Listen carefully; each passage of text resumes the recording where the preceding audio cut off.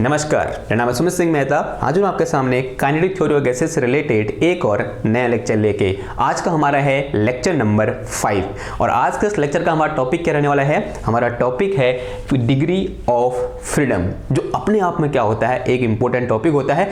आपको भी ये नाम पढ़ के समझ तो आ ही गया होगा कि भैया आज का जो टॉपिक होने वाला है कुछ तो यहाँ पर हमको नया सीखने को मिलेगा और कुछ तो मजेदार सीखने को मिलेगा और यहाँ से क्वेश्चन भी आता है। ओके, तो आज हम क्या करेंगे, किसी एक मॉलिक्यूल की या बोल सकते हैं किसी एक गैस के मॉलिक्यूल के डिग्री ऑफ फ्रीडम के बारे में कंप्लीट यहां पर डिस्कस करेंगे और आपके दिमाग में जो भी डाउट है डिग्री ऑफ फ्रीडम से रिलेटेड उन सबको क्या करेंगे आज हम यहां पर क्लियर करेंगे। ठीक है, तो शुरू करें। ओके, अब क्या करना है, रोज करो कॉपी पेन निकालो और हिंट डालो क्या, डिग्री ऑफ फ्रीडम लिख के चलते हैं। पहले इसकी डेफिनेशन लिख लेते हैं, फिर ये जानते हैं कि वो डेफिनेशन हमको बताती क्या है। हिंट डाली क्या, डिग्री ऑफ फ्रीडम। इसके नीचे लिखो degree of freedom of any point, degree of freedom. अब देखो डेफिनेशन लिख दी, ये डेफिनेशन आपको हर किताब में देखने को मिल जाएगी, कोई नई चीज नहीं है जो मैंने यहां पर लिखी है। क्या लिखा देखो, पढ़ो एक बार। Degree of freedom of any point is defined as number of independent coordinate to determine position of the point.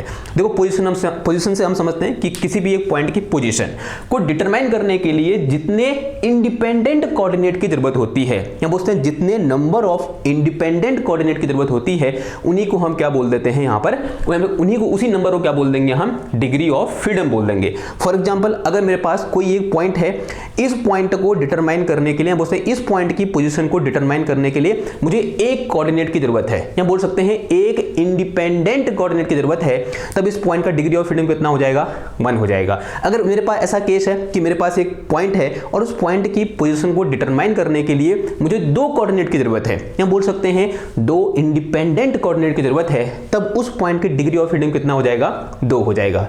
अब आपके दिमाग में एक क्वेश्चन और आ रहा होगा कि भैया ये बताओ ये कोऑर्डिनेट क्या होता है। देखो, कोऑर्डिनेट आपके लिए कोई नई चीज नहीं है। आप जब भी आप एग्जाम देने जाते हो, सबके सब, ठीक है, सब ने एग्जाम दी है अपनी लाइफ में, तो जब एग्जाम देने आप कहाँ जाते हो, एग्जाम हॉल में घुसते हो या बोलते हैं परीक्षा कक्ष में घुसते हो, तो होता क्या, आपके हाथ में एक क्या होता है, एडमिट कार्ड होता है, उसमें आपका रोल नंबर लिखा होता है। आप अपना एडमिट कार्ड किसको देते हो, जो पर क्या कौन बैठा होता है, कक्ष निरीक्षक बैठा होता है, उसको देते हो। वो आपका क्या देखता है, रोल नंबर देखता है और आपसे बोलता है आप यहां से जाइए और 5th रो में 4th सीट में बैठ जाइए। कहां पर, 5th रो और 4th सीट में बैठ जाइए। ऐसा बोलता है, नहीं बोलता है, क्या बोलता है, आप यहां से जाइए और 5th रो में 4th सीट में बैठ जाइए। तो आपका जो एग्जामिनर है, यहां बोल सकते हैं जो कक्ष निरीक्षक है, उसने क्या बोला आपसे, 5th रो में जाइए और 4th सीट में बैठ जाइए। तो 5th रो और 4th सीट दोनों मिलाकर क्या बता रहे हैं, आपकी पोजीशन को बता रहे हैं। यानी जो 5th रो है और 4th सीट है, उनको हम क्या बोलते हैं मैथमेटिक्स की भाषा में, कोऑर्डिनेट बोलते हैं। अगर इस सिचुएशन में आपके कोऑर्डिनेट क्या हो जाएंगे, 5th रो और 4th seat is a coordinate of you.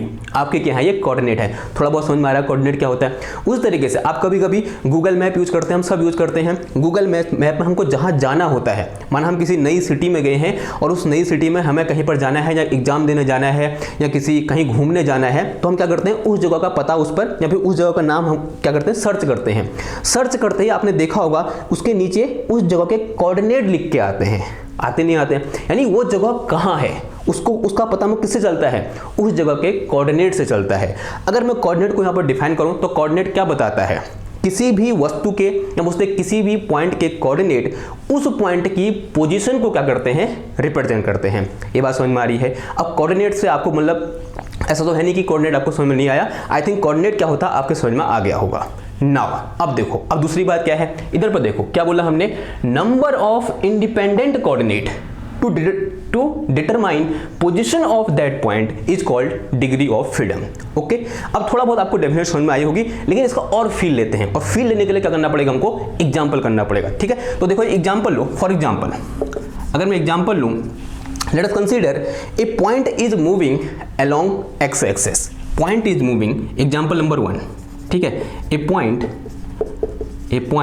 Is moving along x axis, along X axis, कोई एक पॉइंट है वो क्या कर रहा है, एक्स एक्सिस के अलोंग क्या कर रहा है, मूव कर रहा है। देखो कैसे डिफाइन करोगे, मान लिया ये मेरे पास क्या है, ओरिजिन है और this is my X axis, ठीक है, and this point is x equal to 0। कोई पॉइंट ऐसे चलना स्टार्ट किया और कुछ समय बाद वो पॉइंट कहाँ है, इधर है। Let us say this position is at x equal to 3 and this x in a metre. Okay ना, अब यहाँ पर देखो x इक्वल टू कहाँ पर है, वो 3 मीटर पर है। अब इस पॉइंट पर या बोलते हैं इस जगह पर इस पॉइंट की पोजीशन को दिखाने के लिए या पोजीशन को डिटरमाइन करने के लिए हमें कितने कोऑर्डिनेट की जरूरत पड़ रही है, हमें यहाँ पर एक कोऑर्डिनेट की जरूरत पड़ रही है। अब वो एक कोऑर्डिनेट है, वो किसी दूसरे कोऑर्डिनेट पर डिपेंड कर रहा है या फिर नहीं कर रहा है, वो इंडिपेंडेंट है या नहीं है, ये देखने की जरूरत ही नहीं है, क्योंकि वो अकेला है। अगर वो अकेला है तो ऑब्वियस सी बात है वो कैसा होगा, इंडिपेंडेंट होगा। It mean in this case when a particle is moving along x-axis, then we need only one independent variable to represent its position. It means it has 1 degree of freedom and degree of freedom is represented by f. तो f equal to कितना हो जाएगा इसके लिए, 1 हो जाएगा। तो for this case f equal to कितना हो गया, 1 हो गया। अब एक और एग्जाम्पल लेता हूँ, देखो एग्जाम्पल और देखो, अगर मैं एक और एग्जाम्पल यहाँ पर देखूँ, आप लिखूँ ऐसे लिखो, मान लिया मेरे पास कोई एक पॉइंट है, वो क्या कर रहा है, along a circular path move कर रहा है, ठीक है। A point moving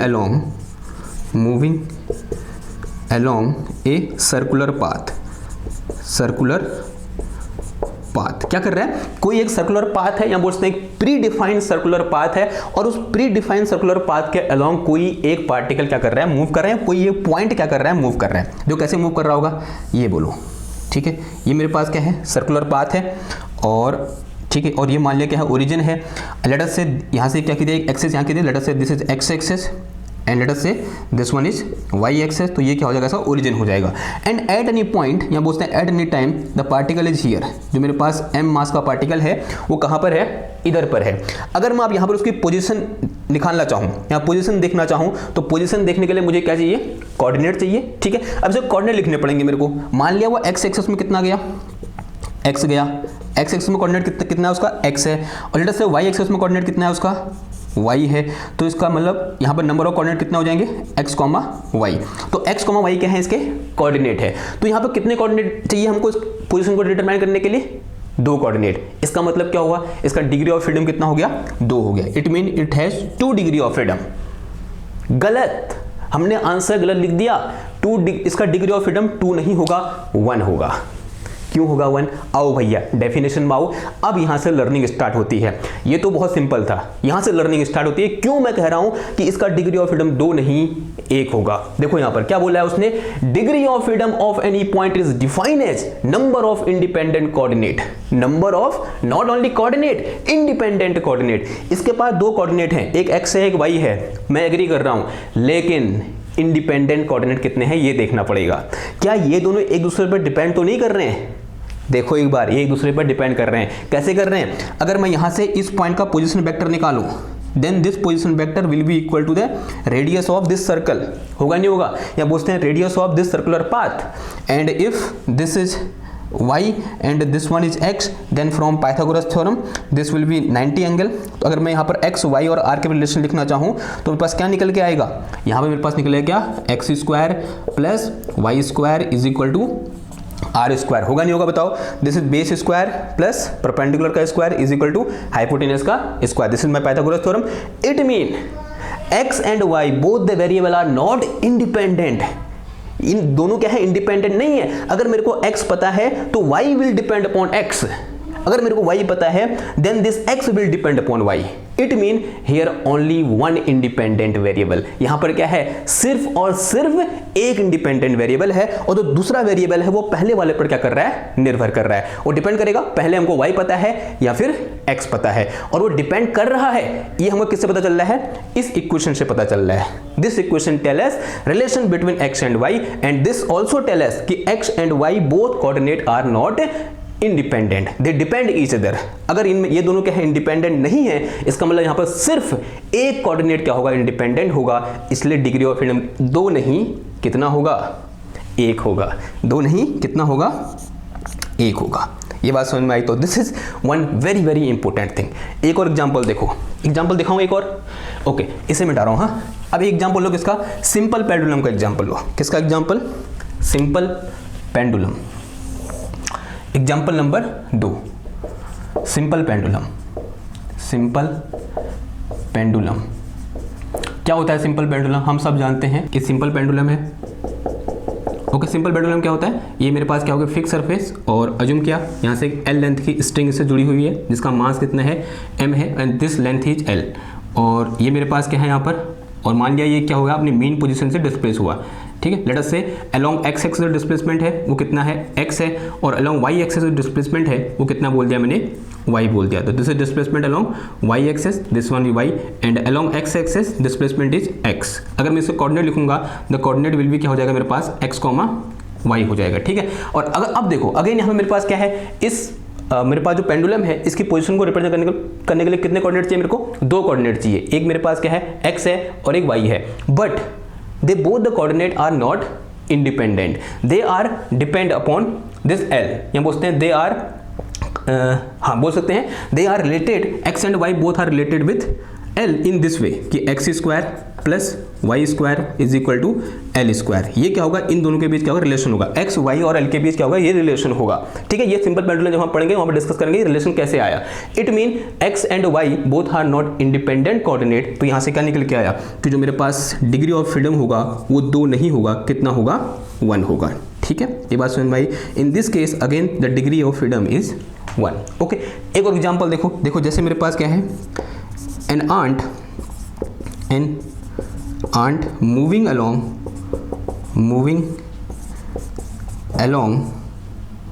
a string क्या कर रही है, कोई एक स्ट्रिंग है, धागा है, उस धागे के अलोंग क्या कर रही है, कोई एक आंट मूव कर रही है। अगेन देखो क्या हो रहा है, जो पाथ है वो क्या है पता है आपको, प्री डिफाइंड पाथ है। हमको पता है आंट क्या करेगी, किसी एक धागे के अलोंग जाएगी। अगर पाथ क्या हो, प्री डिफाइंड हो, हमेशा एक मैं यहाँ पर लाइन बोल रहा हूँ, if path is predefined then degree of freedom will be always 1। तो इस केस में भी जो डिग्री ऑफ फ्रीडम f होगा वो कितना होगा हमारा, 1 होगा। ठीक है, again this is very very important relation, you have to remember it. यहाँ पूछते हैं वेरी वेरी इंपॉर्टेंट कॉन्सेप्ट। और जब भी क्या आएगा, अलोंग आएगा, अलोंग का मतलब पता है हमको कहां से जाएगी, इस रास्ते जाएगी। ठीक है, अलोंग आ रहा है, मूविंग अलोंग सर्कुलर पाथ, अगर अलोंग जब भी आएगा तब डिग्री ऑफ फ्रीडम कितना होगा, 1 होगा। दिमाग में बैठा लो। ओके, नाउ थोड़ा सा और आगे बढ़े, अब बात करते हैं किसकी, इसी को थोड़ा सा घुमा के बोलते हैं, an ant moving on surface बोलेंगे या फिर फ्लोर बोलेंगे। कोई एक चींटी है वो क्या कर रही है, किसी एक सरफेस पर मूव कर रही है।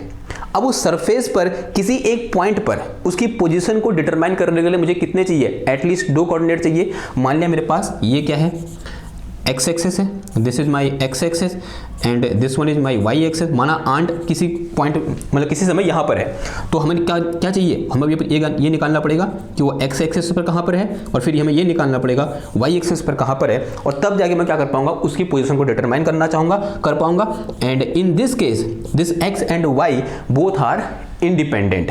It mean in this case this degree of freedom will be equal to 2। तो इस केस में डिग्री ऑफ फ्रीडम क्या हो जाएगा मेरा, 2 हो जाएगा। अब 2 क्यों हुआ, क्योंकि यहां पर x और y के बीच कोई रिलेशन नहीं है ना, क्योंकि इसके बाद जो नेक्स्ट पॉइंट आएगा, this point will be independent from x and y। वो चींटी कहीं भी मूव कर सकती है, यहां पर x और y के बीच कोई कंस्ट्रेंट नहीं है। मैं ये नहीं कह रहा कि अगर x इधर की ओर है तो y कुछ और होगा, कोई रिलेशन नहीं यहां पर। जैसे रिलेशन यहां पर था कि अब ऑब्वियस सी बात है, अगर x यहां पर है तो जो नेक्स्ट स्टेप होगा यहां पर होगा, x और y के बीच रिलेशन था। सिमिलरली यहां पर भी x और y के बीच क्या है, ये रिलेशन है, कंस्ट्रेंट लगा हुआ है, लेकिन यहां पर कोई कंस्ट्रेंट नहीं है। ठीक है, तो यहां पर मेरे पास डिग्री ऑफ फ्रीडम कितना होगा, 2 होगा, because x and y both are independent variable. उस तरीके से अगर मैं क्या देखूं, फ्लाइंग बी की बात करूं, ठीक है, कोई एक क्या है, मधुमक्खी है जो क्या कर रही है, उड़ रही है, फ्लाइंग बी। तो अगर मैं फ्लाइंग बी यानी कहाँ उड़ेगी, स्पेस में उड़ेगी, and in space to determine a position of any particle we need at least 3 coordinate. कितने कोऑर्डिनेट चाहिए हमको, 3 कोऑर्डिनेट चाहिए। तो ये इस तरीके से है। तो let us say this one is x axis, this one is y axis and this one is z axis, और अज्यूम किया कि इनिशियली कोई b कहाँ पर है, इधर पर है, and this is position vector, late us say this is origin. और इस b के लिए कि जो कोऑर्डिनेट क्या हो जाएंगे, x, y, z हो जाएंगे। तो we need 3 coordinate to specify at least 3 coordinate to specify या to determine its position and all 3 coordinate are independent. इनके बीच कोई भी डिपेंडेंसी नहीं है क्योंकि B इस पॉइंट के बाद कहीं भी मूव कर सकती है, कोई कंस्ट्रेंट नहीं लगा हुआ है। तो यहाँ पर जो डिग्री ऑफ फ्रीडम हो जाएगा वो कितना हो जाएगा, 3 हो जाएगा। डिग्री ऑफ फ्रीडम कितना हो जाएगा, 3। यानी कोई चीज 3 डायमेंशन में मूव कर रही है और वहां पर कोई कंस्ट्रेंट नहीं है, या बोलते हैं उन वेरिएबल के बीच कोई रिलेशन नहीं है, तो वहां पर डिग्री ऑफ फ्रीडम कितना होगा हमारा, 3 होगा। ये बात समझ में आई? ओके, अगर इतनी बात समझ में आई, अब थोड़ा सा क्या करते हैं, आगे बढ़ते हैं। अब जो मेन मुद्दा है उस पर आते हैं, that is degree of freedom of gas molecule. Okay, फटाफट से इसका नोट करो। ये तो क्या होगा, एक फीलिंग होगी किसकी, डिग्री ऑफ फ्रीडम की। डिग्री ऑफ फ्रीडम में और भी बहुत सारी चीज़ें होती हैं, लेकिन उसको हम कहाँ पढ़ेंगे, क्लासिकल में पढ़ेंगे, जो कि जल्दी हम स्टार्ट करने वाले हैं क्लासिकल मैकेनिक्स। तो क्लासिकल मैकेनिक्स में उसको डिस्कस करेंगे हम। फिलहाल के लिए जो ये जो चीज़ है जो हमको अभी के लिए रिक्वायरमेंट है वो मैंने क्या कर दिया, आपको यहाँ पर बता दिया। अब बात करते हैं किसकी, degree of freedom of gas molecule. इसका स्क्रीनशॉट लो, फिर आगे बढ़ते हैं। ठीक, क्या हो जाएगा, degree of freedom of gas molecules. देखो एक चीज हमको थोड़ा बहुत फील आ रही होगी कि किसी भी पॉइंट या बोलते हैं किसी भी ऑब्जेक्ट का जो मेरे पास क्या है, डिग्री ऑफ फ्रीडम है, वो इस बात पर निर्भर कर रहा है कि उसका मोशन कैसा है, कर रहा है नहीं कर रहा, थोड़ा बहुत पता चल रहा होगा। अगर वो 3 डायमेंशन में मूव कर रहा है तो डिग्री ऑफ फ्रीडम 3, अगर वो एक स्ट्रेट लाइन के लॉन्ग मूव कर रहा है तो डिग्री ऑफ फ्रीडम 2, अगर वो क्या कर रहा है, किसी एक प्लेन में मूव कर रहा है, सॉरी अगर स्ट्रेट लाइन का लॉन्ग मूव कर रहा है तो डिग्री ऑफ फ्रीडम 1, अगर वो किसी प्लेन में मूव कर रहा है तो डिग्री ऑफ फ्रीडम 2। यानी मोशन पर निर्भर कर रही है, कहीं ना कहीं ऐसा हमको फीलिंग आ रही है। तो सेम उसी तरीके से जो मेरे पास degree of freedom of gas molecule है वो इस बात पर निर्भर करता है कि गैस के मॉलिक्यूल का मोशन कैसा है और गैस का टाइप कैसा है। देखो गैस का टाइप कहने का मतलब यहाँ पर क्या है कि गैस मोनो एटॉमिक है या डाई एटॉमिक है या ट्राई एटॉमिक है या फिर पॉली एटॉमिक है। और उस तरीके से अगर मोशन की बात करें कि गैस के मॉलिक्यूल क्या करते हैं, डिफरेंट टाइप का मोशन करते हैं। आप लोगों ने पढ़ा होगा, नहीं पढ़ा तो अभी हम डिस्कस करेंगे। गैस के मॉलिक्यूल ट्रांसलेशन मोशन भी कर सकते हैं। मॉलिक्यूल का ट्रांसलेशन मोशन का मतलब क्या हुआ कि मैं पहले यहाँ पर खड़ा हूँ, यहाँ पे बोलते हैं कोई मधुमक्खी पहले यहाँ पर थी, अब उड़ के कहाँ चलेगी, इधर चलेगी, तो कैसा मोशन हुआ है कि ट्रांसलेशन मोशन हुआ है। ठीक है, ऐसे ही मतलब बिना वाइब्रेट किए, ओके, यहां से गई और स्वीप करके यहां पर चलेगी। ओके, तो this is A translational motion. उसी तरीके से जब गैस का मॉलिक्यूल एक पॉइंट से दूसरे पॉइंट पर जाता है उसे हम क्या बोलते हैं, ट्रांसलेशन मोशन बोलते हैं। जो सेकंड टाइप का मोशन हो सकता है वो हो सकता है क्या, रोटेशनल मोशन। ठीक है, माना ये चीज क्या करे, रोटेट कर रही है इस तरीके से। तो अगर मेरे पास कोई गैस का मॉलिक्यूल है वो अपने सेंटर ऑफ मास के बीच क्या कर रहा है, अलोंग क्या कर रहा है, रोटेट कर रहा है, तो उस रोटेशन की वजह से भी क्या होगा, उसके पास कुछ ना कुछ डिग्री ऑफ फ्रीडम होगा। और तीसरा जो यहां पर आता है दैट इज वाइब्रेशन। गैस के मॉलिक्यूल भी क्या करते हैं, वाइब्रेट करते हैं। अगर मैं टेंपरेचर बढ़ाता हूं तो ऑब्वियस सी बात है, चाहे वाटर के मॉलिक्यूल हो या फिर ऑक्सीजन के मॉलिक्यूल हो, किसी भी गैस के मॉलिक्यूल हो, वो क्या करेंगे, हमारे वाइब्रेट करेंगे। और उस वाइब्रेशन की वजह से भी क्या, यानी वो भी क्या है, एक टाइप का मोशन है, वाइब्रेशनल मोशन होता है, तो भी क्या एक टाइप का मोशन है। तो उस मोशन को डिटरमाइन करने के लिए हमें क्या चाहिए, कोऑर्डिनेट चाहिए। और जितने नंबर ऑफ कोऑर्डिनेट, जितने नंबर ऑफ इंडिपेंडेंट कोऑर्डिनेट किसी वाइब्रेशनल मोशन को डिटरमाइन करने के लिए चाहिए, उसी को हम क्या बोल देंगे, degree of freedom. And this degree of freedom related to vibrational motion, then we can say it vibrational degree of vibrational degree of freedom. Okay, ये बात समझ में आई? ओके, ये थोड़ा बहुत वर्बली मैंने समझाया, विस्तार से समझते हैं। देखो क्या लिखा हमने, degree of freedom of gas molecule. तो यहां पे लिख के चलेंगे, degree of freedom of gas molecules is depends upon motion of gas molecule and type of gas का मतलब दैट इज गैस मेरे पास क्या है, मोनो एटॉमिक है या फिर डाई एटॉमिक है या फिर ट्राई एटॉमिक है। अभी हम ट्राई एटॉमिक तक की बात करेंगे, ट्राई एटॉमिक है। इनमें से कौन सी है वो गैस, उस बात पर भी निर्भर करेगा कि उसका डिग्री ऑफ फ्रीडम कितना होगा। ओके, नाउ अगर मैं किसकी बात करूं, मोशन ऑफ गैस मॉलिक्यूल की बात करूं, सिर्फ सबसे पहले gas molecule can have 3 type of motion. कितने टाइप के मोशन होते हैं, 3 टाइप ऑफ मोशन। ओके, कौन कौन से, पहला होता है क्या, ट्रांसलेशनल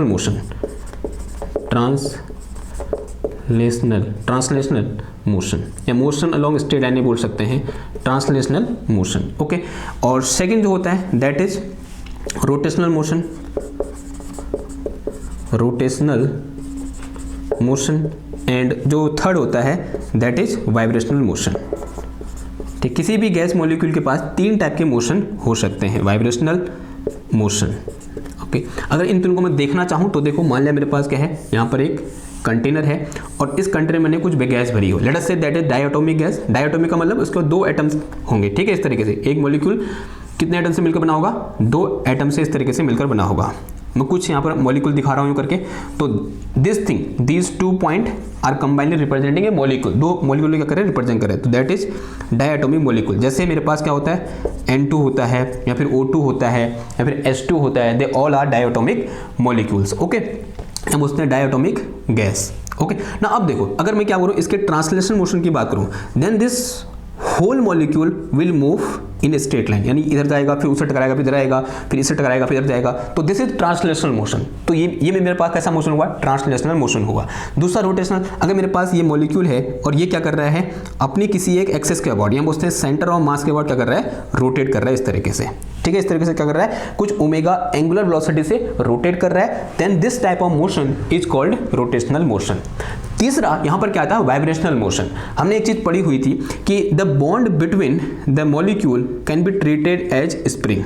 ठीक है, अगर मेरे पास दो, यहाँ पूछते हैं bond between the atom in a molecule can be treated as a spring. अगर ये स्प्रिंग के द्वारा ट्रीट कर सकते हैं, and on increasing temperature this there will be a vibrational motion. जो मेरे पास एटम है ना इस मॉलिक्यूल के, वो क्या करेंगे, इस तरीके से वाइब्रेशनल मोशन करेंगे। ठीक है, ऐसे अपने मेन पोजीशन के बाद इस तरीके से क्या करेंगे, मोशन करेंगे। तो किसी भी गैस के पास इस तरीके से क्या हो सकते हैं, तीन टाइप के मोशन हो सकते हैं। दिस इज ट्रांसलेशनल मोशन का मतलब क्या हुआ, ये मॉलिक्यूल यहाँ से आया फिर इधर गया फिर ऐसे ऐसे, this is translational motion. And this is rotational motion, तो ऐसे ऐसे घूमेगा मॉलिक्यूल अपने सेंटर ऑफ मास के about. And third one is vibrational motion, इसमें क्या होगा, मॉलिक्यूल क्या करेंगे, सॉरी जो एटम है या फिर मॉलिक्यूल के जो एटम है वो इस तरीके से क्या करेंगे, वाइब्रेट करेंगे। तो तीन टाइप के क्या होते हैं, मोशन होते हैं ना। अगर मोशन तीन टाइप के हैं तो डिग्री ऑफ फ्रीडम भी क्या होगा, तीन टाइप का होगा। तो motion related to degree of freedom related to translational motion is called translational degree of freedom. Degree of freedom related to rotational motion is called rotational degree of freedom, and degree of freedom related to vibrational motion is called vibrational degree of freedom. ये बात समझ में आई आपको? Okay, now तो यहाँ पर हम लिख के चलेंगे degree of freedom related to translational motion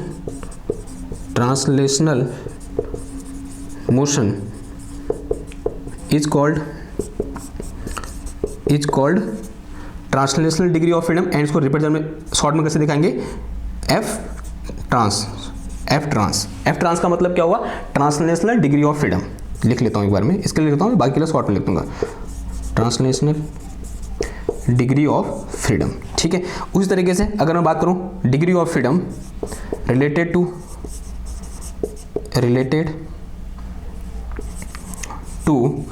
rotational motion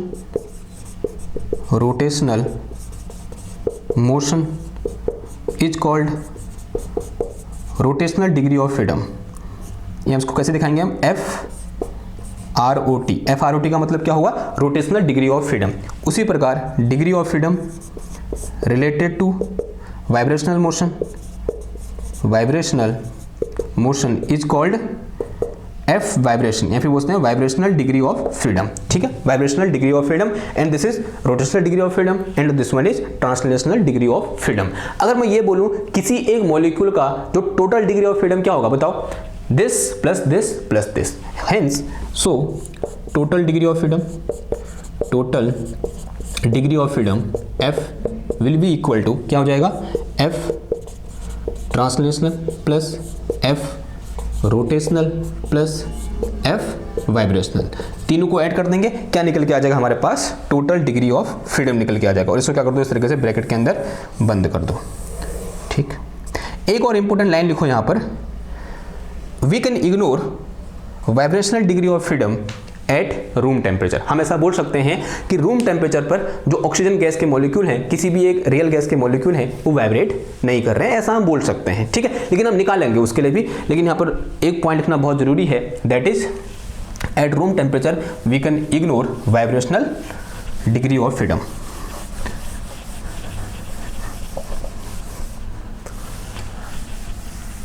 ये हो गया था ना, वही क्या होगा, ये तो बहुत पहले से लिखा हुआ है।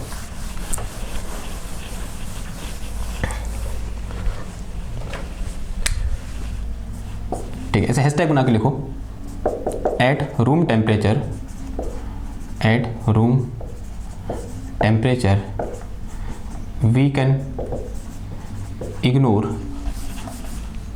Vibrational degree of freedom, vibrational degree of freedom, ठीक है। ये इंपॉर्टेंट है, ये आपको ध्यान रखना है, ओके। लेकिन हम निकालेंगे, कैलकुलेट करेंगे सारे, हम इग्नोर नहीं करेंगे। लेकिन एग्जाम में अगर ऐसा लिखा होगा कि it is at room temperature, या फिर हमारा ऑप्शन इस तरीके से होंगे, तो वहां पर हम क्या कर सकते हैं, वाइब्रेशनल डिग्री ऑफ फ्रीडम को इग्नोर कर सकते हैं, ओके।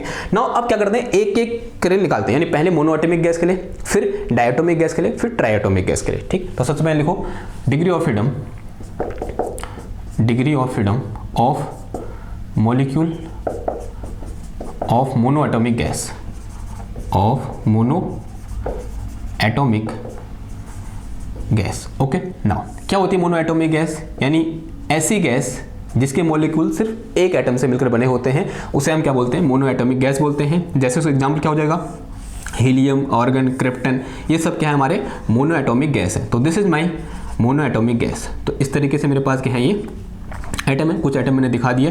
इसके एग्जाम्पल क्या हो सकते हैं, ये हीलियम हो सकती है, या ये ऑर्गन हो सकती है, या ये क्रिप्टन हो सकती है, ठीक है। They all are monoatomic gas. Now अब ध्यान सुनो बात को, मोनो एटॉमिक है। अब मोनो एटॉमिक गैस के जो मॉलिक्यूल है, उनके पास किस किस टाइप का मोशन हो सकता है, बताओ। ट्रांसलेशन मोशन होगा, हाँ जी होगा। ये मॉलिक्यूल ट्रांसलेट होकर यहाँ आएगा, फिर इससे टकराएगा, इससे टकरा के यहाँ जाएगा। तो इस तरीके से क्या कर सकता है, ये मॉलिक्यूल यहाँ पर ट्रांसलेशन मोशन कर सकता है, आंसर हाँ जी कर सकता है। दूसरा, क्या ये मॉलिक्यूल रोटेट करेगा, नहीं। अगर रोटेट करेगा भी ना, तो we are considering these molecule as a point molecule, तो उसके रोटेशन को हम क्या कर सकते हैं, नेग्लेक्ट कर सकते हैं, या फिर उसका कोई भी इफेक्ट नहीं होगा। तो it do not have rotational motion, इसके बाद रोटेशनल मोशन नहीं होता है। तीसरा, क्या इसके बाद वाइब्रेशनल मोशन होगा, नहीं होगा, क्योंकि वाइब्रेशनल मोशन होने के लिए एटलीस्ट क्या चाहिए हमको, डायटोमिक चाहिए, यानी दो एटम वहां पर होने चाहिए उस मॉलिक्यूल के अंदर, तभी तो क्या होगा, वाइब्रेशन होगा। सिंगल मॉलिक्यूल क्या ही वाइब्रेशन कर, सॉरी सिंगल एटम क्या ही वाइब्रेट कर लेगा, नहीं वाइब्रेट करेगा, यानी it has only translational motion. इसके पास क्या होता है, सिर्फ और सिर्फ ट्रांसलेशनल मोशन होता है। तो इसका मतलब क्या हुआ, तो बाकी की जो डिग्री ऑफ फ्रीडम है, बोल सकते हैं vibrational degree of freedom and rotational degree of freedom both are zero, and molecule of monoatomic gas only has translational degree of freedom. तो इसका मतलब क्या होगा, तो for monoatomic gas, monoatomic gas, जो मेरे पास क्या होगा, F वाइब्रेशनल होगा, ये भी कितना होगा, जीरो होगा, एंड जो मेरे पास F रोटेशनल होगा, ये भी कितना होगा, जीरो होगा। बट अब बात किसे करते हैं, F ट्रांसलेशन की बात करते हैं। F ट्रांसलेशन, देखो F translation will also depend upon कि हमारा मॉलिक्यूल वन डायमेंशन में मोशन कर रहा है, या फिर टू डायमेंशन में मोशन कर रहा है, या फिर थ्री डायमेंशन में मोशन कर रहा है। जनरली होता क्या है, मॉलिक्यूल एक कंटेनर के अंदर रखा हुआ है, तो उसका कुछ ना कुछ वॉल्यूम होता है, तो थ्री डायमेंशन में मूव करता है। लेकिन अगर वो वन डायमेंशन में मूव करेगा, तो डिग्री ऑफ फ्रीडम कितना होगा, 1 होगा। अगर वो टू डायमेंशन में मूव करेगा, तो number of coordinate required to position of that molecule will be equal to 2, तो डिग्री ऑफ फ्रीडम कितना हो जाएगा, 2 हो जाएगा। अगर वो थ्री डायमेंशन में मूव करेगा, then the number of coordinate require, या बोलते हैं number of independent coordinate required to specify, या बोलते हैं to determine its position is 3, so the degree of freedom in three dimensional is equal to 3। वो भी कौन सा degree of freedom, translational degree of freedom. तो translational degree of freedom will be 3 type, depend upon the motion of molecule. Degree of freedom will be equal to 1 किसके लिए, for one dimensional motion. Degree of freedom will be equal to 2 for two dimensional motion, and degree of freedom will be equal to 3 for three dimensional motion. Okay, ये बात समझ में आई। And generally क्या होता है, मेरे पास थ्री डायमेंशन वाला case होता है, और बाकी दो तो क्या है, जबरदस्ती केस है, ठीक है। टू डायमेंशन में गैस कैसे रख लोगे आप, गैस को आपने रखना कहाँ है, थ्री डायमेंशन में रखना क्या है। तो this is my most general case, या बोलते हैं मोस्ट इंपॉर्टेंट केस, कि that is we have a gas inside a container, then the degree of freedom of a monoatomic gas will be equal to the translation degree of freedom because other are equal to 0, so and that will be equal to 3। तो यहाँ से मेरे पास net F equal to कितना आता है, F translational plus F vibrational plus F rotational, तो मेरे पास क्या हो जाएगा 3 plus 0 and this will be equal to 3। तो total degree of freedom of monoatomic gas is equal to 3। Monoatomic gas की जो total degree of freedom, total molecule of monoatomic gas will have 3 degree of freedom. Okay, ये बात समझ में आई। अब बात करते हैं किसकी, डायटोमिक गैस की। तो सेकंड मेरे पास क्या है, second one is degree of freedom of molecule of diatomic gas, diatomic gas. ठीक है, मेरे पास क्या है, कोई डायटोमिक गैस है, उसका मुझे क्या करना है, डिग्री ऑफ फ्रीडम निकालना है। अब diatomic gas has all type of motion, उसके बाद ट्रांसलेशन भी होगा, वाइब्रेशनल भी होगा और रोटेशनल भी होगा। तो इसका मतलब तीनों टाइप के डिग्री ऑफ फ्रीडम वहाँ पर देखने को हमें मिलेंगे। तो देखो कैसे डिटरमाइन करेंगे, कैसे हम उसको निकालेंगे उस डिग्री ऑफ फ्रीडम को। थोड़ा मैं गैस बनाऊँ यहाँ पर पहले। तो मेरे पास मान लिया ये मेरे पास क्या है, इस तरीके से एक बॉक्स है और इस बॉक्स के अंदर मैंने डायटोमिक गैस भरी हुई है। तो डायटोमिक गैस है, थोड़ा सा बड़ा करके हम दिखा देते हैं कि इसके अंदर क्या है। इस तरीके से ये मॉलिक्यूल है जो 2 एटम से मिलकर बने हुए हैं। इसका एग्जांपल क्या हो जाएगा, जैसे H2 है, N2 है, O2 है, दे आर डायटोमिक गैस। ठीक है, और यहाँ पर एक और मॉलिक्यूल बना दो जिसमें स्प्रिंग बना होता है कि मैं क्या दिखाना चाहूँ, वाइब्रेशनल मोशन दिखा पाऊँ। तो अगर मैं ये बात करूँ, इस मॉलिक्यूल की बात करूँ, then this whole molecule is free to move in all the position. ये मॉलिक्यूल क्या है, हर जगह पर जा सकता है। It mean it has translational motion. ये क्या करेगा, ट्रांसलेशनल मोशन करेगा पूरा मॉलिक्यूल। ठीक है, कंबाइन करके एक मॉलिक्यूल बना और ये मॉलिक्यूल क्या करेगा, ट्रांसलेशनल मोशन करेगा। And this translational motion in 3 dimension, it mean it has 3 translation degree of freedom. इसके मेरे पास अगर मैं translation degree of freedom F translation निकालूंगा, then this will be equal to 3। ये कितना आएगा मेरा, 3 आएगा ना। अब बात आती है सेकेंड वाले की, दैट इज रोटेशनल। मान लिया मेरे पास ये कोई मॉलिक्यूल है एंड दिस मॉलिक्यूल है centre of mass somewhere here and this is a axis passing through its centre of mass and it is rotating in this way. क्या कर रहा है, इस तरीके से क्या कर रहा है, रोटेट कर रहा है। मान लिया ये मेरे पास एक एक्सेस है किसी मॉलिक्यूल की और एक एटम यहाँ लगा हुआ है और एक एटम यहाँ लगा, और इस तरीके से क्या कर रहा है, रोटेट कर रहा है। It mean its rotating about a axis passing through its centre of mass, so it has some rotational motion. अगर रोटेशनल मोशन है then the degree of freedom related to rotational motion is called rotational degree of freedom. और कितनी होगी rotational degree of freedom वो निकालते हैं। देखो उसके लिए मुझे क्या करना पड़ेगा, इस एटम को यहाँ से निकाल के यहाँ रखना पड़ेगा। तो रखूँ मैं, मान लिया मेरे पास क्या है, इस तरीके से ये मॉलिक्यूल है, it is something like this. Okay, ये मॉलिक्यूल है, मैंने इसको निकाला और यहाँ पर रख दिया। नाउ इसका सेंटर ऑफ मास का होगा, कहीं यहाँ होगा। एंड अब क्या करो, इसके सेंटर ऑफ मास से एक एक्सेस खींचो। Let us say this one is my X axis, this one is my Y axis and this one is my Z axis. ठीक है ना। अब अगर ये रोटेट कर रहा है, इसका कुछ ना कुछ एंगुलर मोमेंटम होगा एंड एंगुलर मोमेंटम होगा, यहाँ बोल सकते हैं इसकी कुछ ना कुछ एंगुलर वेलोसिटी होगी। अगर क्या कर रहा है, रोटेट कर रहा है यूँ करके, इसकी कुछ ना कुछ क्या होगी, एंगुलर वेलोसिटी होगी।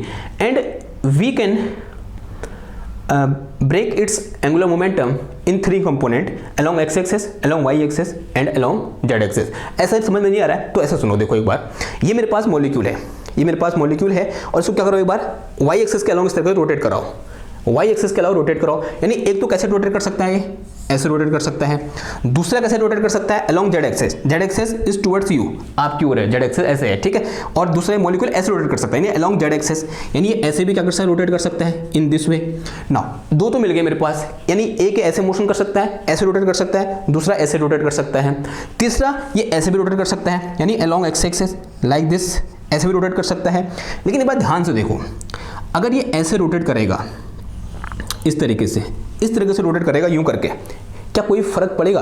ठीक है, देखो molecule are point along the axis of line joining the molecule, ठीक है या नहीं है? एक्सेस कहाँ की ओर है, along the point, along the line joining the molecule, इस लाइन के अलोंग है एक्स एक्सेस। अभी क्या कर रहा है, इस तरीके से रोटेट कर रहा है यूं करके, क्या ऐसा कोई इफेक्ट होगा? कोई इफेक्ट नहीं होगा। तो this rotation can be neglected, इस रोटेशन को क्या कर सकता हूं मैं, नेग्लेक्ट कर सकता हूं। तो इसका मतलब ये मॉलिक्यूल, यहाँ बोलते हैं आप, ये होल मॉलिक्यूल या तो y एक्सेस के अलॉन्ग रोटेट कर सकता है या फिर z एक्सेस के अलॉन्ग क्या कर सकता है, रोटेट कर सकता है। It mean it has how much rotational degree of freedom, 2 rotational degree of freedom, ठीक है। तो अगर मैं यहाँ पर क्या निकालूं, f rotational degree of freedom निकालूं, this will be equal to 2। 3 आ सकता था जब मैं क्या करता इसको एक्स एक्सिस के अलॉन्ग रोटेट करता, एंड दिस एक्स एक्सिस के अलॉन्ग रोटेट कर रहे हैं ना, देखो जो एटम है they are itself a point particle, उनको हम as a point particle treat करके चले हैं, ठीक है, वो खुद पॉइंट की तरह हैं। अब पॉइंट को रोटेट करूंगा उसका क्या ही एंगुलर मोमेंटम होगा, नथिंग, कुछ भी नहीं होगा, ठीक है, क्या ही उसकी एंगुलर वेलोसिटी होगी, कुछ नहीं, यानी along x axis there is no effect of rotational motion, so we can ignore it, so only we have only 2 axes along y axis and along z axis। तो इसका मतलब जो रोटेशनल डिग्री ऑफ फ्रीडम हो जाएगा कितना हो जाएगा, इसका 2 हो जाएगा। अब बात करते हैं किसकी, वाइब्रेशनल डिग्री ऑफ फ्रीडम, और उसके लिए क्या करना पड़ेगा, आपको एक फॉर्मूला याद करना पड़ेगा। इसे मिटाऊं मैं,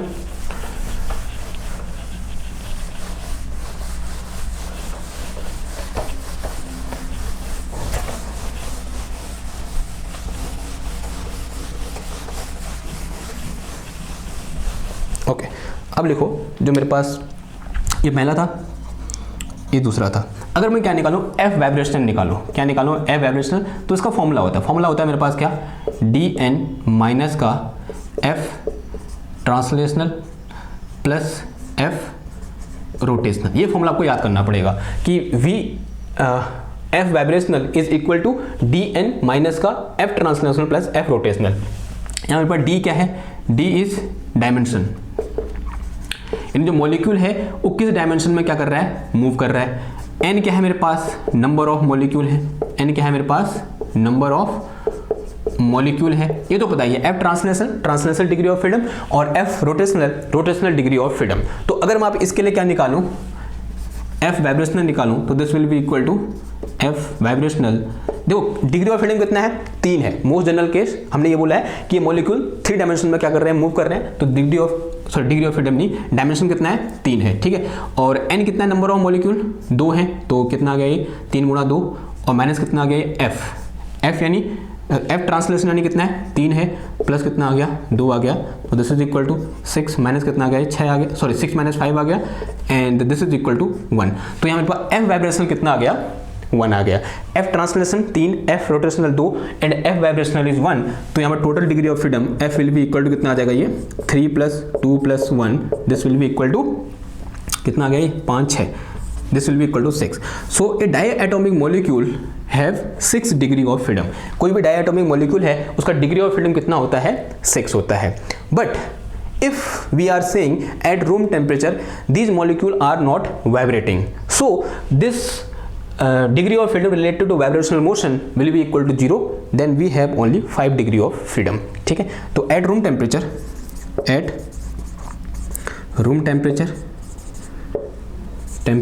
we can assume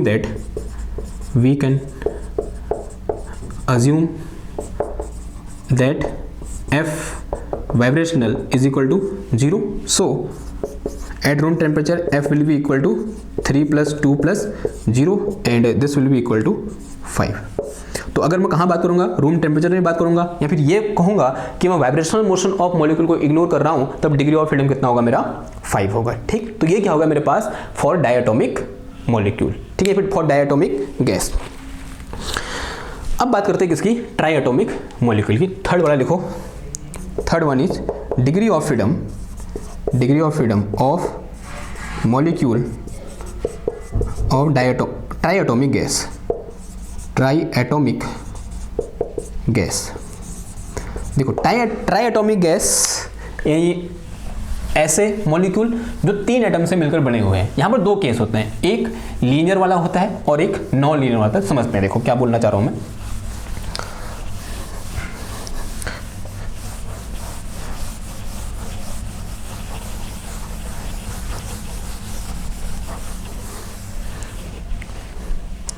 देखो समझो, अगर मैं किसकी बात करूं, ट्राइएटॉमिक की बात करूं, triatomic are 2 types. Number 1 is linear triatomic,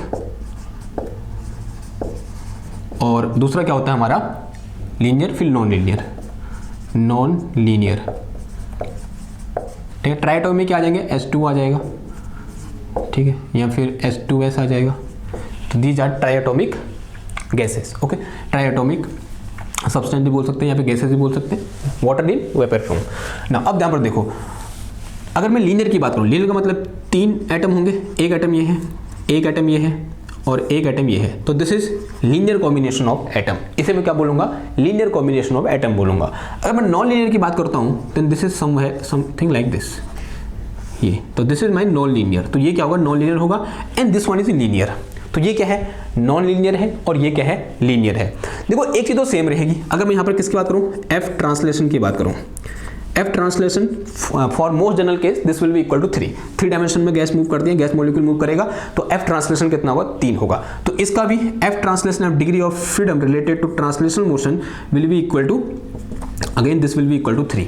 बात आती है किसकी, रोटेशनल मोशन की। अगर मैं किसकी बात, एफ रोटेशन की बात करूं, तो मेरे पास ये मॉलिक्यूल है और एक यहाँ की ओर है और एक यहाँ की ओर है। अगर मैं this is my X axis, अगर मैं इसको क्या बोलूँ, this is my X axis, this one is Y axis, and towards you this one is z axis. Molecule can rotate along y axis and molecule can also rotate along z axis, but when molecule rotate along x axis then we can ignore its rotational motion. Again वही वाला case आएगा, पहले वाला जो मैं कहाँ बात कर रहा था, 2 डायमेंशन में बात कर रहा था। वो क्या कर रहा है, इस तरीके से रोटेट कर रहा है, and this rotation can be neglected, so it has only 2 rotational degree of freedom. Okay, इसको हम क्या कर सकते हैं, इग्नोर कर सकते हैं एलॉन्ग एक्स एक्सेस वाले को, ठीक है। तो अगर मैं यहाँ पर क्या निकालूं, एफ रोटेशन निकालूं, then this will be equal to 2। अब बात करते हैं इधर की, ये इंपॉर्टेंट है। देखो अगेन मेरे पास क्या है, इस तरीके से ये 3 मॉलिक्यूलर कॉम्बिनेशन है and this combination is non linear.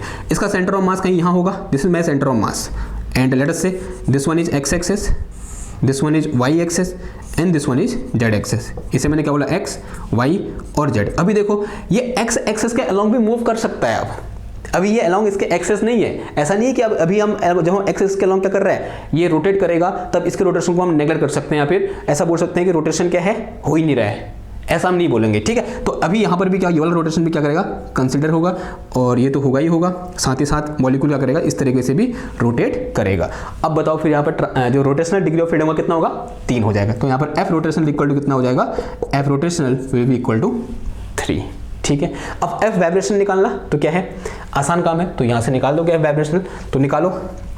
अगर मैं यहाँ से एफ वाइब्रेशन निकालूँ तो दिस इज माई फॉर्मूला, ये फॉर्मूला याद होना चाहिए, ठीक है। इसको इस तरीके से ब्रैकेट में रख दो करके, एफ वाइब्रेशनल, तो देखो this will be equal to D, D यानी मेरे पास कितने डायमेंशन में मूव कर रहा है, 3 डायमेंशन में, और इनटू कितना आ गया ये एन, एन यानी नंबर ऑफ मॉलिक्यूल कितने हैं, 3 है, फिर माइनस कितना आ गया, एफ ट्रांसलेशन कितना है मेरे पास, 3 है, एफ रोटेशन कितना है, 2 है, 3 3 9 माइनस कितना आ गया, ये 5 आ गया, तो 9 - 5 कितना होता है, 4 होता है। तो एफ वाइब्रेशन कितना आ गया मेरे पास, 4 आ गया। अगर मैं यहाँ पर देखूँ एफ वाइब्रेशनल यहाँ देखूँ तो this will be equal to again कितना आ जाएगा, ये 3 इंटू 3 माइनस कितना आ जाएगा, 3 plus 3 because F translational plus F rotational, तो this will be equal to 9 minus का 6 and this will equal to 3, तो 9 - 3, तो एफ वाइब्रेशनल कितना आ गया इस केस में, 3 आ गया। तो in this case F vibrational equal to 3 and in this case F vibrational equal to 4। अगर मैं यहाँ पर क्या निकालूँ, आप टोटल डिग्री ऑफ फ्रीडम निकालूँ एफ, तो this will be equal to 3 + 2 + 4, 3 + 2 + 4 कितना आ गया, ये 4 के पास 5 6 और 9 आ गया। डिग्री ऑफ फ्रीडम कितना आ गया इसका, 9 आ गया। अगर मैं वहीं यहाँ निकालूँ तो यहाँ मेरे पास total degree of freedom will be equal to 3 3 6 और 3 9, यहाँ भी कितना आ गया, 9 आ गया।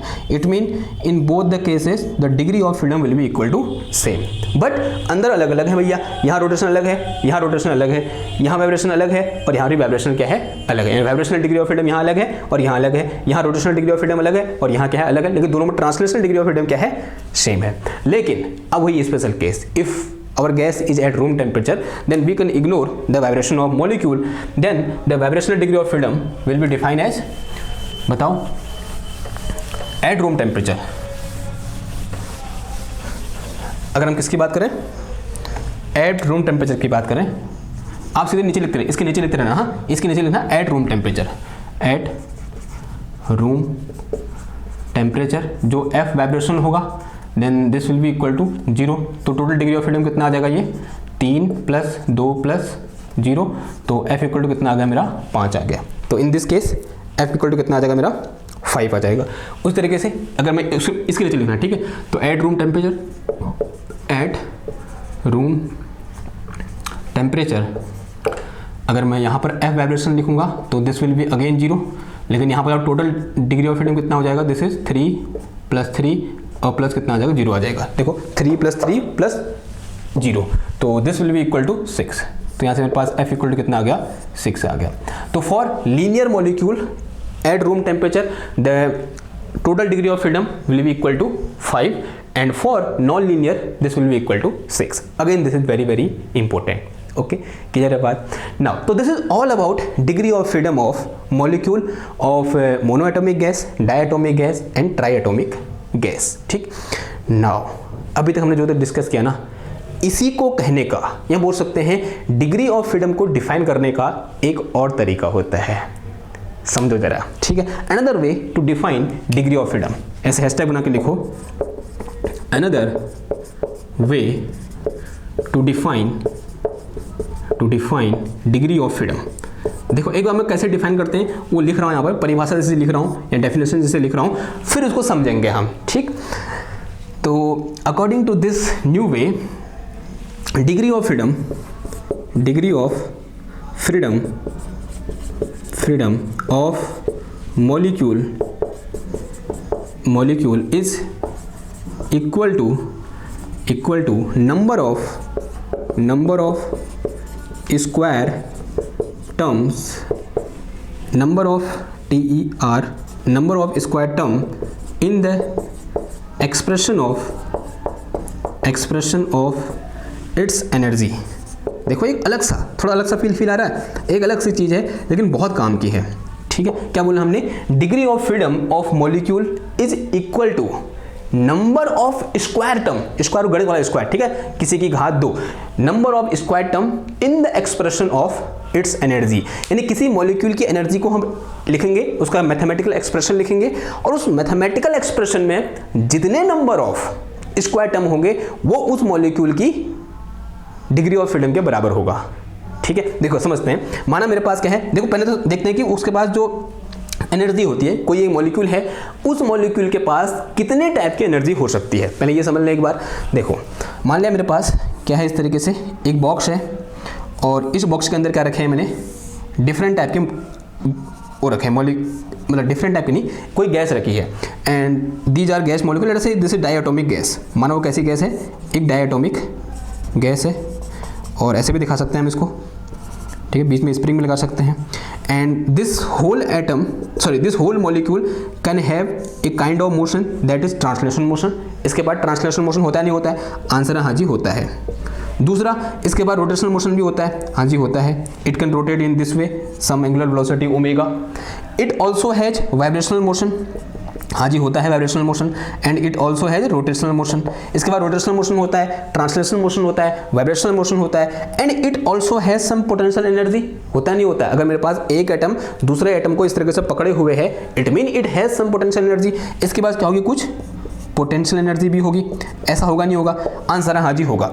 अगर किसी भी ऑब्जेक्ट के पास इतनी सारी चीजें होती हैं, किसी भी मॉलिक्यूल के पास अगर इतनी सारी चीजें होती हैं, then we can say that it has some energy due to translation motion, it has some energy due to rotational motion, it has some energy due to vibrational motion, and it has some energy due to its potential. So total energy of any molecule, total energy E of molecule will be equal to E translational plus E vibrational plus E rotational plus E potential। ये बात समझ में आई। तो this is total energy, ये क्या होगी, किसी भी मॉलिक्यूल की टोटल एनर्जी के बराबर होगा।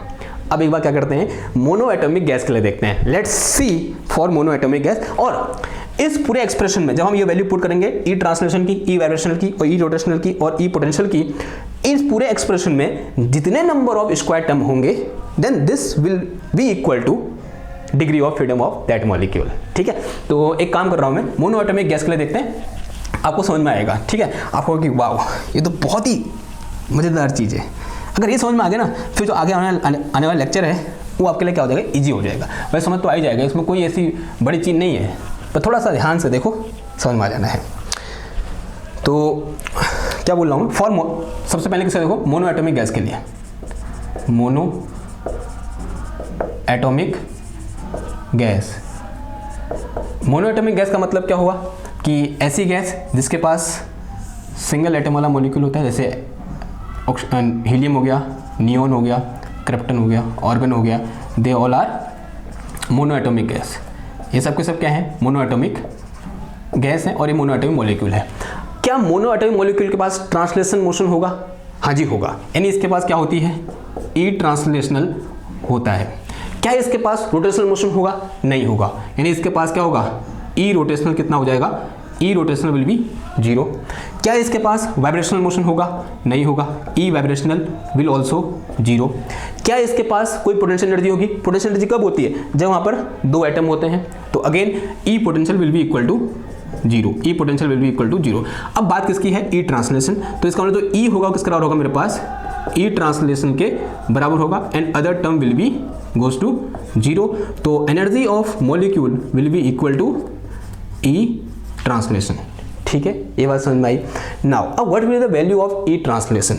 तो कोई मोशन कर रहा है भैया, ई ट्रांसलेशन का मतलब काइनेटिक एनर्जी, तो kinetic energy of that molecule will be equal to half M V square. Here v is the velocity of that molecule, m is the mass of that molecule, and this is formula of kinetic energy. होगा नहीं होगा? Now this molecule can be moved anywhere along x-axis, along y-axis, and along z-axis, and all the directions are equally probable. So we can write it like 1/2 half of m v x square plus क्या आ जाएगा, v y square plus v z square। ऐसे लिख सकते हैं हम, answer आज ही लिख सकते हैं। ऐसा कैसे लिख सकते हैं, सिंस वी नो कि this v vector can be written as V X X cap plus we Y Y cap plus कितना आ जाएगा ये वी जेड जेड कैप। इसका मैग्नीट्यूड निकालेंगे कितना आ जाएगा, ये वी स्क्वायर इक्वल टू कितना आ जाएगा, V x square plus we Y square plus V Z square. उठा के मैंने यहाँ रख दिया। Now see it, how many square term in this expression of energy for monoatomic gas? 3 square term, 3 square terms. तो this so that degree of freedom will be equal to 3। इसका मतलब क्या हुआ, डिग्री ऑफ फ्रीडम कितना हो जाएगा, 3 हो जाएगा। क्यों? क्योंकि हम स्क्वायर टर्म कितने हैं, 3 है, 1 2 3। ठीक है ना, मैच मजेदार चीज़। तो या तो आप क्या निकालो, जो पिछले पढ़ा था वो निकाल दो, या फिर एक्सप्रेशन ऑफ एनर्जी निकाल दो। तो यहाँ से हम क्या कर सकते हैं, डिग्री ऑफ फ्रीडम फाइंड कर सकते हैं। एक और मजेदार चीज़ दिखाऊँ, किसके लिए देखें, डायटोमिक मॉलिक्यूल के लिए कर लें, डायटोमिक गैस के लिए कर लें। तो let us say we have a diatomic gas, और डायटोमिक गैस के पास क्या होंगे, ट्रांसलेशनल मोशन भी होगा और रोटेशनल मोशन भी होगा और वाइब्रेशनल मोशन भी होगा। होगा नहीं होगा, आंसर है हाँ जी होगा। And we are saying that कि at room temperature we are ignoring और वाइब्रेशनल मोशन। ठीक है, हम वो वाला केस लेके चल रहे हैं जो काम आने वाला है, दैट इज कि at room temperature we are ignoring vibrational motion. ठीक है, तो देखो फॉर डायटोमिक मॉलिक्यूल, दूसरा किसके लिए है, for diatomic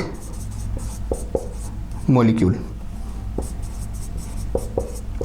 okay, for diatomic molecule के लिए अगर मैं ई ट्रांसलेशन देखूं, क्या इसके बाद ई ट्रांसलेशन होगा, हाँ जी होगा। अगर मैं इसके लिए ई रोटेशनल देखूं, क्या इसका ई रोटेशनल होगा, हाँ जी होगा। अगर मैं यहाँ पर ई वाइब्रेशनल बोलूँ, क्या इसके बाद वाइब्रेशनल मोशन होगा, होगा। लेकिन एट रूम टेम्परेचर हम क्या करेंगे, इग्नोर करेंगे, तो ई वाइब्रेशन कितना हो जाएगा, 0 हो जाएगा। क्या इसके पास ई पोटेंशियल होगा, हाँ होना तो वो भी चाहिए। लेकिन देखो पोटेंशियल वाला कौन सा वाला है, स्प्रिंग वाला ना, जब स्प्रिंग है उसके बीच तभी तो पोटेंशियल है। अगर मैं ये बोल रहा हूँ कि देयर इज नो वाइब्रेशन, तो है ही नहीं, हम ये बोल ही नहीं रहे कि यहाँ पर क्या लग रहा है, कुछ फोर्स टाइप का लग रहा है, यानी वाइब्रेट कर रहे हो करके ऐसे खड़ा हुआ है, बस हो गया, यानी पोटेंशियल भी कितना हो जाएगा, 0 हो जाएगा। तो E potential is also 0, E potential is also 0। तो बचा क्या मेरे पास, टोटल ई इक्वल टू कितना आ जाएगा यहाँ पर, E translation plus E rotational, E rotational. ठीक है, ई ट्रांसलेशन प्लस ई क्या आ गया मेरे पास, रोटेशन आ गया। अब ई ट्रांसलेशन के लिए फॉर्मूला क्या हो जाएगा, ए हो जाएगा, जो मैंने ऊपर लिखा हुआ है। तो this will be equal to half of m v x square plus we Y square plus कितना आ जाएगा, ये वी जेड स्क्वायर। अब बात करते हैं किसकी, इसकी ई रोटेशन की। देखो E rotation, how we define E rotation, again देखो मेरे पास ये क्या है, मॉलिक्यूल है, इसका ये सेंटर ऑफ मास है। ठीक है, डायटोमिक मॉलिक्यूल है, और late us say this is my x axis, this one is y axis, and this one is z axis. It can rotate in this way, it can rotate in this way, it can also rotate in this way, but we can ignore this along x axis, we can ignore. Let us say यहाँ इसका moment of inertia कितना है, I1 है, angular velocity कितनी है, omega 1 है। यहाँ इसका मोमेंट ऑफ इनर्शिया I2 है, और मोमेंट और मेरे पास क्या है, एंगुलर वेलोसिटी है, वो ओमेगा 2 है। ठीक है, तो अगर क्या निकालूँ मैं, देखो अब वो एनर्जी होगी कौन सी, ऑब्वियस सी बात है, काइनेटिक एनर्जी होगी नहीं होगी, in rotational kinetic energy. And rotational kinetic energy along X axis फिर plus rotational kinetic energy along Y axis निकाल देंगे फटाफट। तो मुझे ये चीज मिटानी पड़ेगी, मिटाऊं।